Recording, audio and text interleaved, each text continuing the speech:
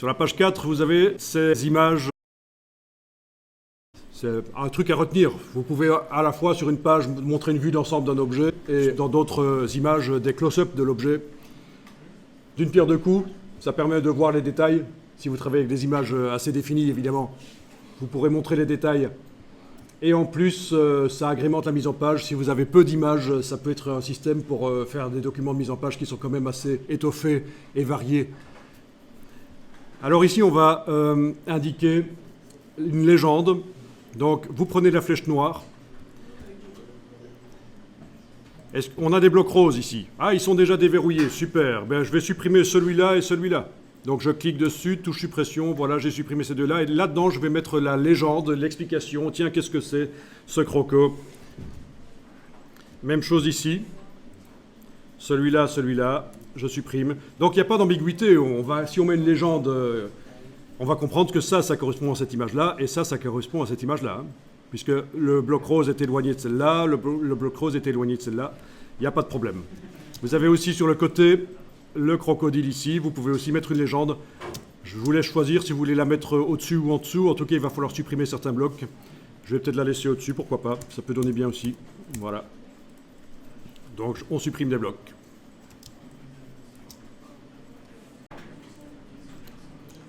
Alors, le bloc rose ici, c'est un bloc image.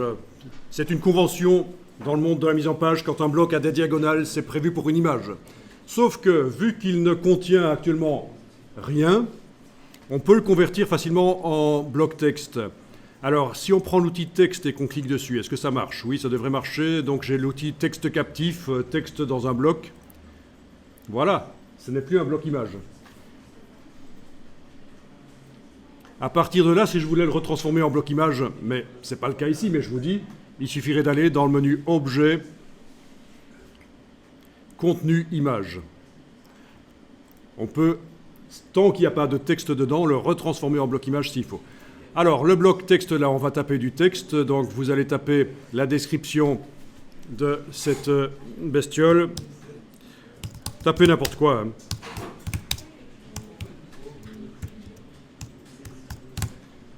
Voilà. Remarquez que j'ai inscrit Égypte avec un E majuscule avec accent. Il paraît que c'est bien de faire comme ça. Donc il faut évidemment que la police qu'on utilise ait ce caractère qui est prévu. Donc c'est majuscule E accent sur le clavier et vous obtenez ça. Crocodile, voilà.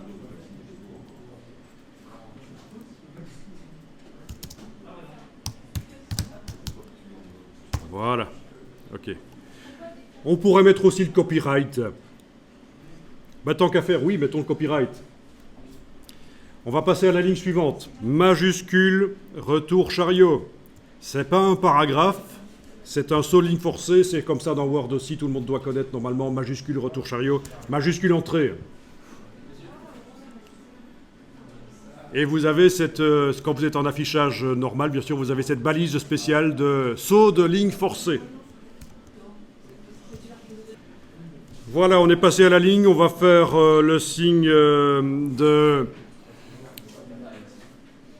copyright, voilà, le signe de copyright. Alors, comme je ne sais pas, je ne me souviens plus quels sont les caractères, les touches à enfoncer au clavier, on va utiliser l'insertion de glyphes de InDesign, parce qu'on a aussi une insertion de glyphes de l'ordinateur, qu'on soit sur Windows ou sur Mac, il y a la possibilité d'aller chercher les glyphes. Ça doit être ça. Ouais, voilà. Mais on va utiliser celui de InDesign. Vous allez dans le menu texte et vous allez chercher les glyphes. Alors, comment ça s'appelle en anglais? Glyphes aussi. Ah, c'est trop facile. Menu type dans la version anglaise. Menu type, glyphes. Voilà. On a le curseur texte qui est là quelque part. On va chercher dans tous les caractères de cette police, on va chercher où est le signe de copyright. On peut le taper aussi et Vous avez une touche copyright? Oui, vous avez une touche copyright sur le clavier.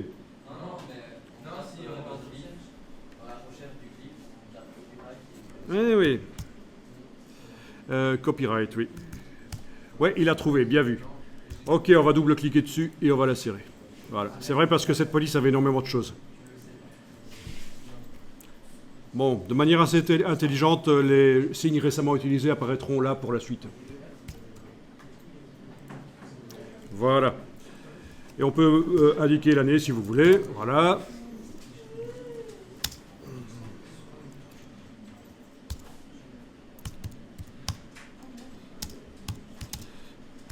Voilà, ok.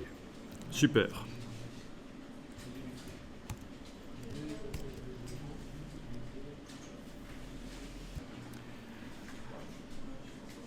Bien, donc on va maintenant faire en sorte que le texte soit en bas à droite du bloc.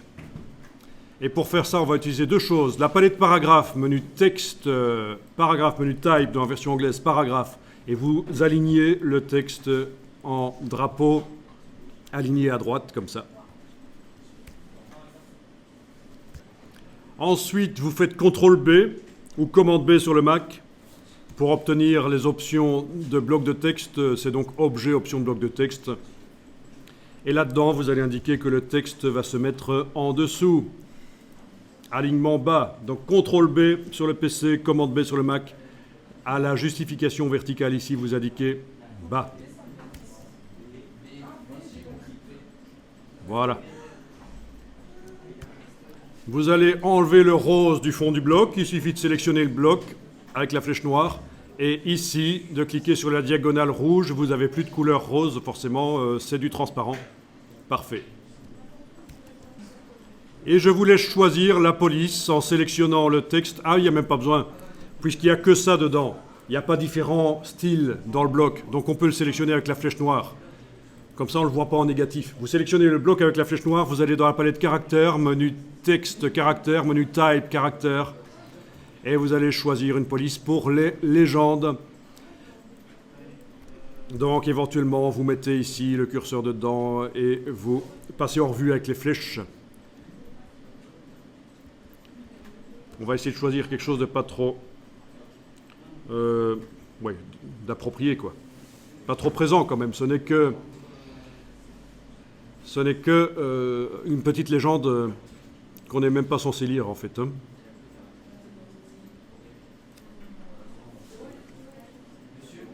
Ou vous tapez le nom de la police si vous connaissez celle que vous voulez utiliser. Voilà. Donc, voilà, ça c'est pas mal. Il faudrait un peu retravailler ça, je pense, mais c'est pas mal.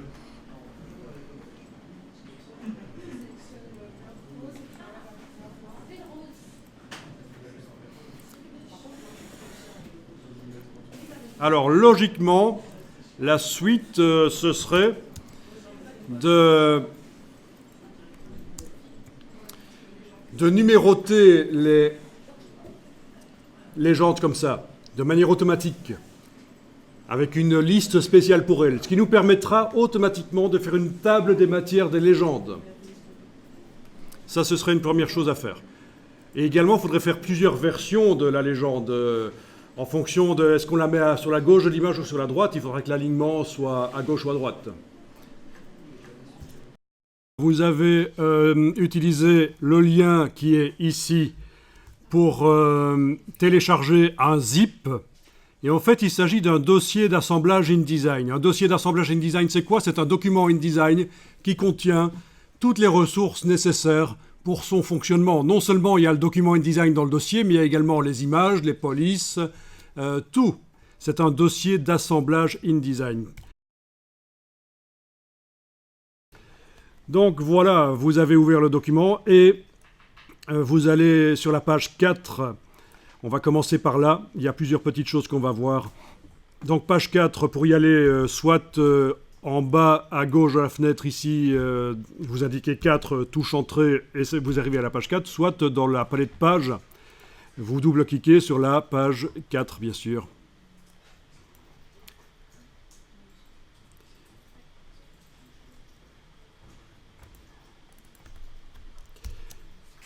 d'une manière ou d'une autre, vous arrivez sur la page 4. Alors, quels sont les calques qui sont actuellement verrouillés? On va les vérifier parce que, évidemment, le document a été créé avec des calques qui permettent de superposer des éléments et malgré tout d'avoir facilement accès à l'un ou l'autre en verrouillant les calques. Donc, menu fenêtre calque. Ce qui nous intéresse est sur le calque image et texte et il est déverrouillé. Normalement, vous avez ouvert le même document que moi, donc c'est bon. Et ce qui m'intéresse, c'est les légendes ici. Les légendes ici, voilà.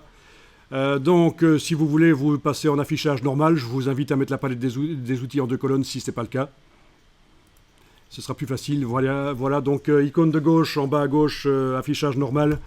Voilà, vous voyez qu'il y a sur cette double page 3 blocs qui sont prévus pour mettre des légendes.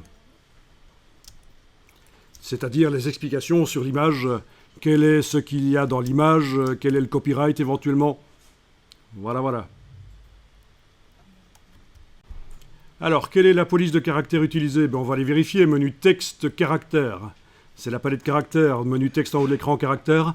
On prend l'outil texte et on va aller sélectionner quelques caractères pour voir un peu.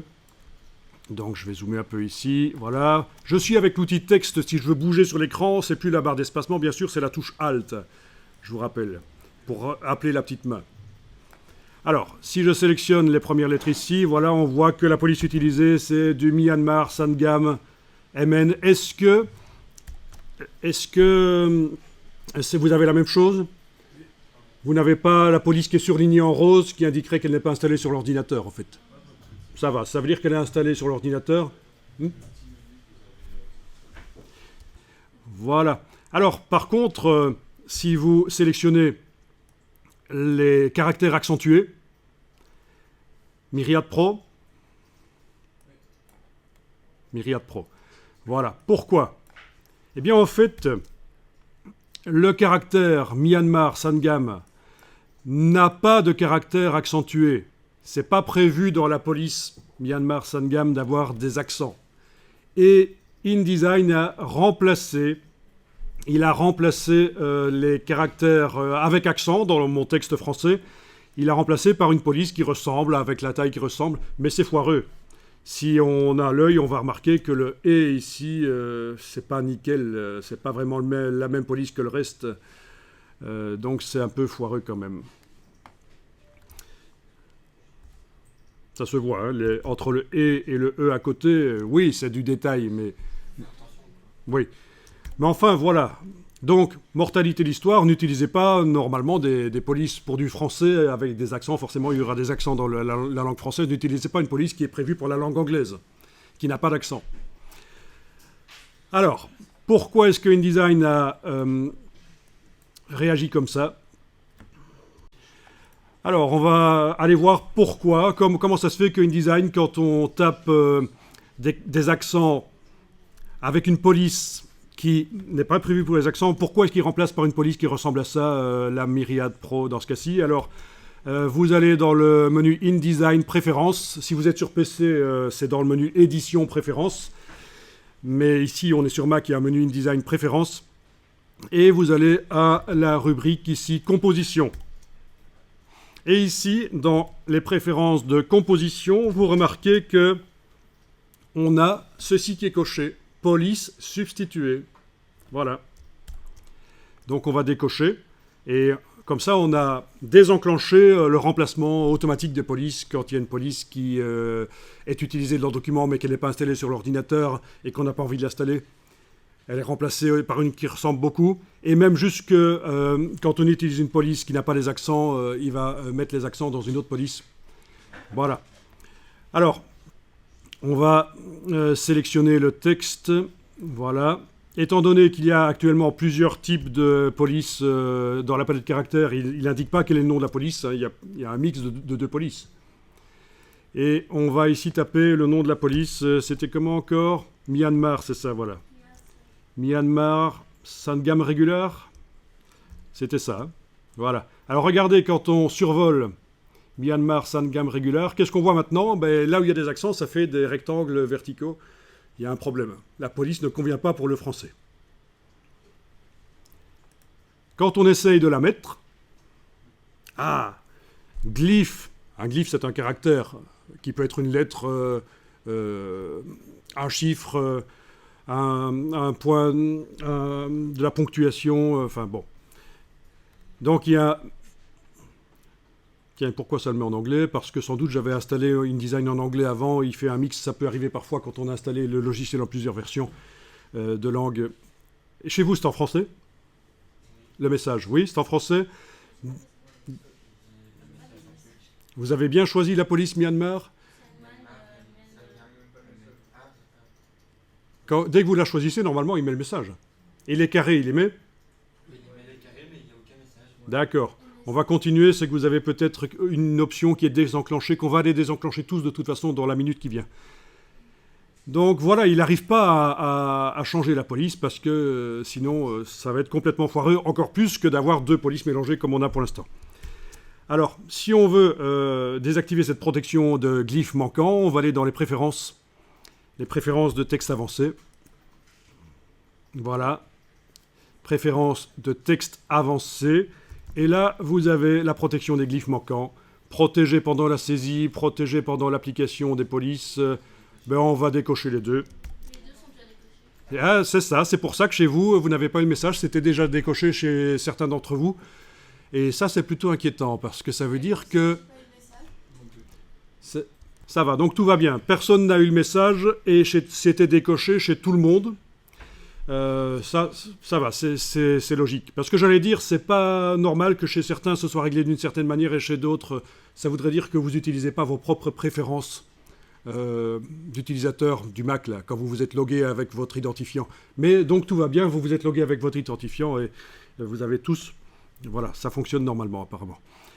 Donc voilà, dès qu'on fait ça, on va arriver à appliquer la police, même si c'est foireux.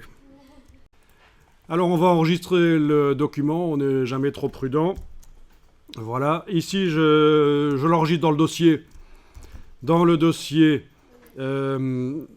d'assemblage que vous avez dézippé, il y a un petit fichier là qui apparaît, IDLK, c'est le fichier temporaire pendant qu'on est en train de travailler un document, il y a toujours un IDLK qui se crée à côté. Quand vous devrez envoyer tout à l'heure sur le serveur tout le dossier dans lequel vous aurez ajouté vos documents, vous prendrez bien soin de fermer les documents dans InDesign pour que le fichier IDLK disparaisse. Sinon, quand vous allez essayer de le transférer sur le serveur, il va y avoir un message d'erreur. Fichier utilisé, on ne sait pas le copier, blablabla. Voilà. Donc ici, voilà, je vais renommer. Nous allons renommer ça en indiquant un petit C à la place du B. Voilà.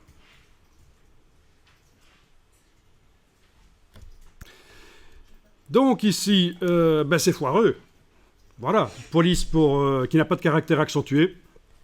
Nous allons donc sélectionner la totalité et remplacer par une autre police. Donc, je vous laisse éventuellement choisir une police. Pourquoi pas, je vais essayer le Minion Pro. Voilà. Minion Pro Regular, ça paraît bien. Et donc là, il n'y a pas de problème. Alors, on va voir si vous savez taper un E accentué comme ceci. Un E majuscule accentué, je veux dire. Si ça fonctionne pour vous. Alors, c'est un détail, mais en typographie, c'est le genre de détail, il y a des gens qui y font attention. Donc, ça peut être bien, quand vous faites des majuscules, de les accentuer comme il faut. Bon, on va se mettre avec le curseur là devant. Et voilà,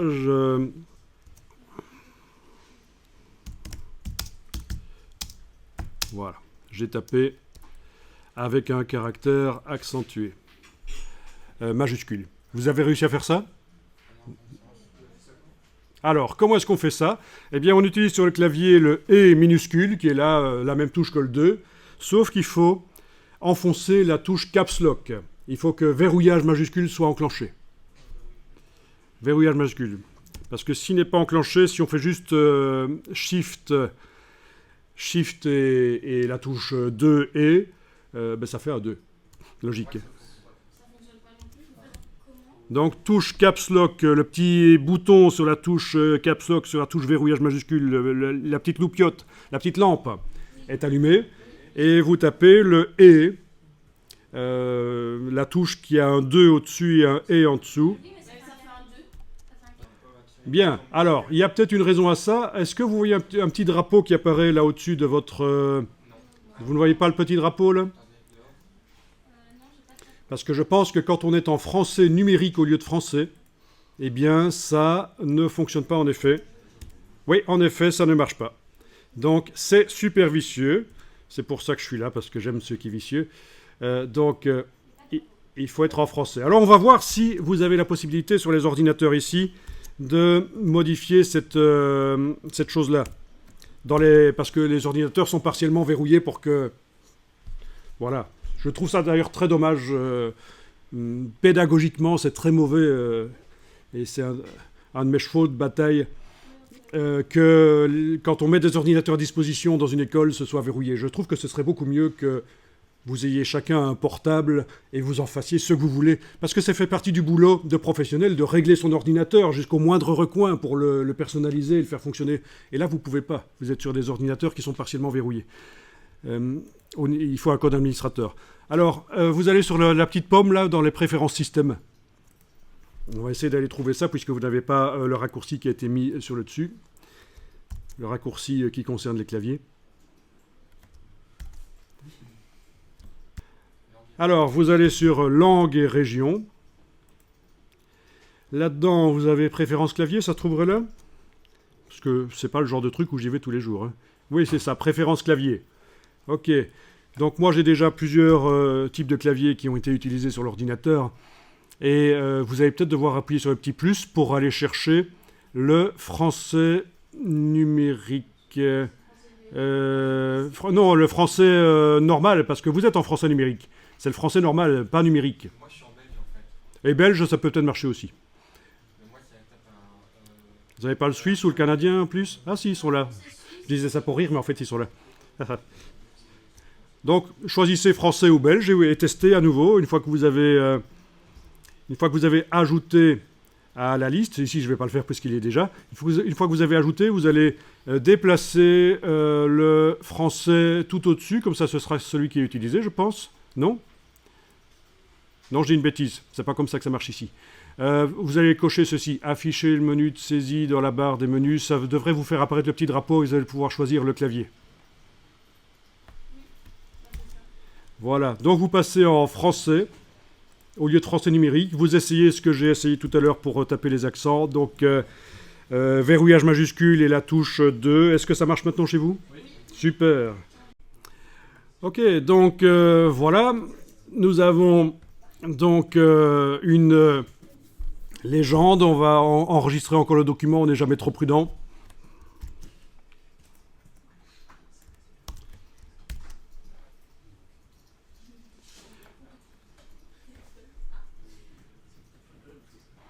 Alors, ce que j'ai rajouté là tout à l'heure, avec le « et », je vais le supprimer, c'était juste un petit test pour voir que vous arrivez. Si, avec les touches au clavier, ça ne marche pas, vous avez toujours dans le menu texte les glyphes. Menu texte glyphes, c'est une palette qui reprend tous les caractères de la police en question. Oui, là, on va taper mignon. Ah non, ça c'est pour rechercher. Non, c'est la police mignon déjà, je pense. Oui, c'est la police mignon. Ça c'est pour rechercher des caractères particuliers, notamment copyright. Voilà. Ou marque déposée en français. Non, il l'a pas. Enfin, il y a tellement de caractères dans certaines polices. Oui, parce qu'il y a pour plusieurs langues. Oui, vous pourriez être amené à devoir taper du grec ou des choses comme ça. Insérer du texte en grec... ne fût-ce que le nom de quelqu'un, ou en espagnol, il y a des accents spéciaux en espagnol, mais ils sont là. Vous ne pouvez pas inscrire le nom d'un espagnol sans mettre l'accent là où il faut, c'est foireux. Voilà, menu texte, glyphe. Et sur le Mac et sur le PC, on a de toute façon aussi là, à peu près la même chose dans un menu. Et ça, c'est pour tous les logiciels, en fait. Hein. Et de toute façon, sur les claviers Mac, celui que les PC, on a... Bien, alors je mets le curseur n'importe où dans le texte ici. On va lui ajouter une numérotation spécialement pour les illustrations. Donc vous allez chercher la palette paragraphe, menu texte paragraphe. On a déjà une numérotation dans le document. Les titres et les sous-titres. Vous avez déjà vu ça, hein? Dans le document, là, il y a la numérotation sur les titres et les sous-titres. Pas tous les titres, pas celui-là. Enfin voilà, il y a de la numérotation. Bon.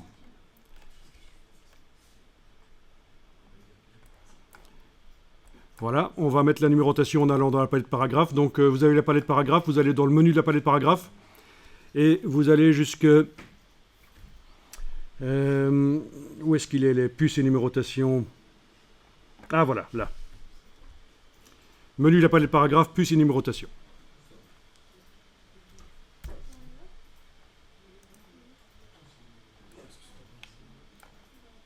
Remarquez au passage que j'ai des choses bizarres que vous n'avez pas. Oui, mais vous avez du japonais aussi, normalement. Voilà, c'est du japonais, c'est ça. On peut ajouter gratuitement des fonctionnalités japonaises au logiciel. Donc c'est un truc facile à faire et ça peut servir. Puces et numérotation, c'est là qu'on était. Donc on va dire qu'on va numéroter avec des numéros, pas des puces. On va cocher la case aperçue. Voilà. Alors, vu qu'on a plusieurs numérotations dans le document, il va falloir absolument faire une liste ici. Donc, liste, nouvelle liste. Il y a déjà une numérotation, une liste qui s'appelle numéro des grands titres. Et qui est valable aussi pour les sous-titres. Donc, nouvelle liste.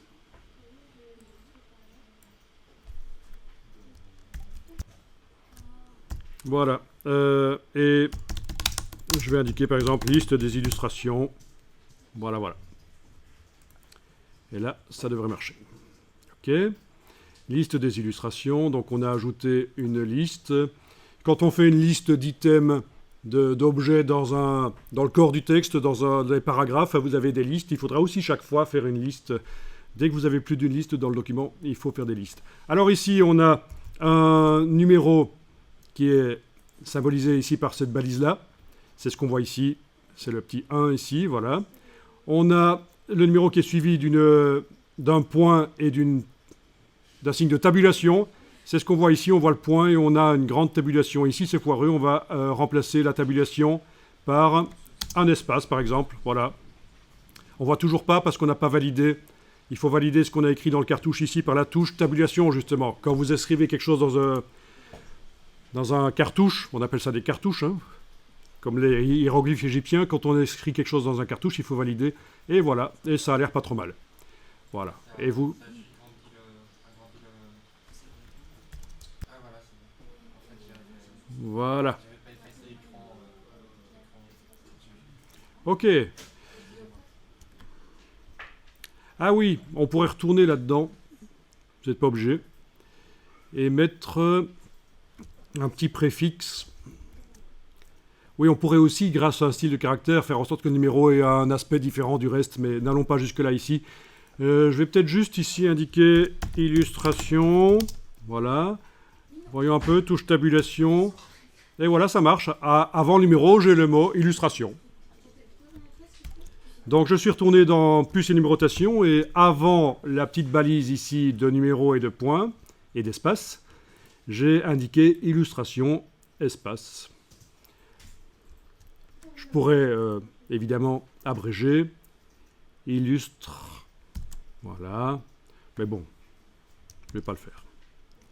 Et pour le voir là, il faut évidemment valider ce qu'on a mis dans le cartouche avec la touche tabulation. Il faut sortir du cartouche et à ce moment-là, avec la case aperçue, vous devriez voir qu'il est mis illustration 01 ici.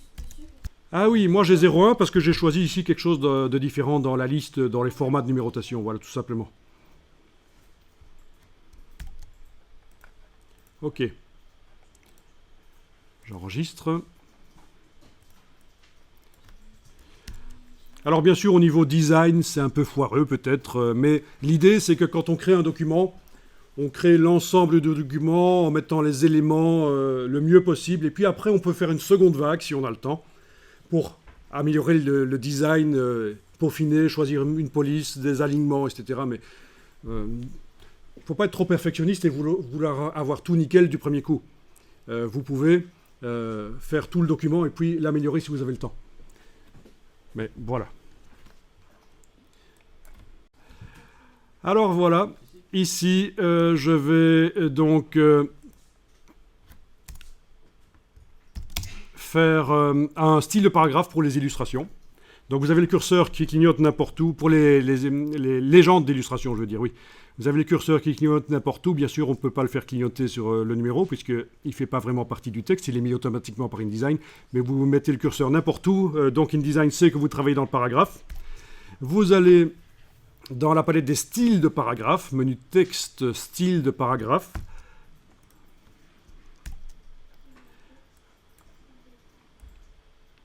Et vous allez créer un style pour ça. Donc dans le menu ici, nouveau style de paragraphe.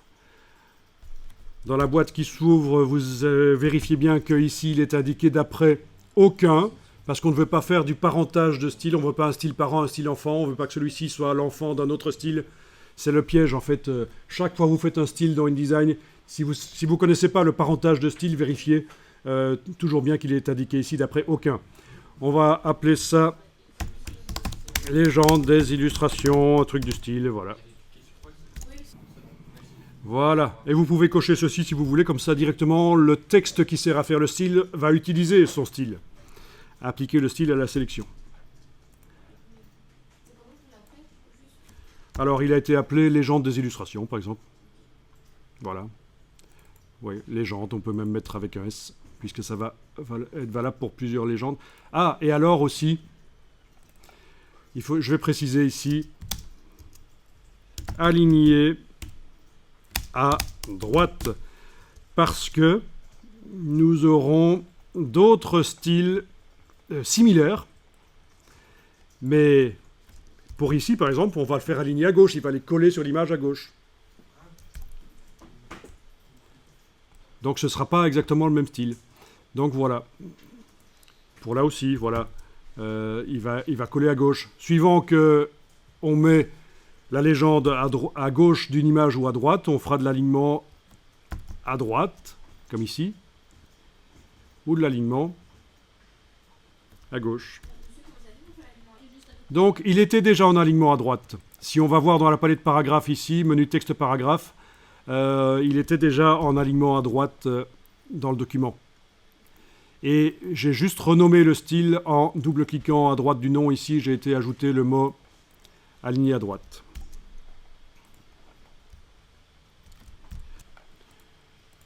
Ok, enregistrer le document.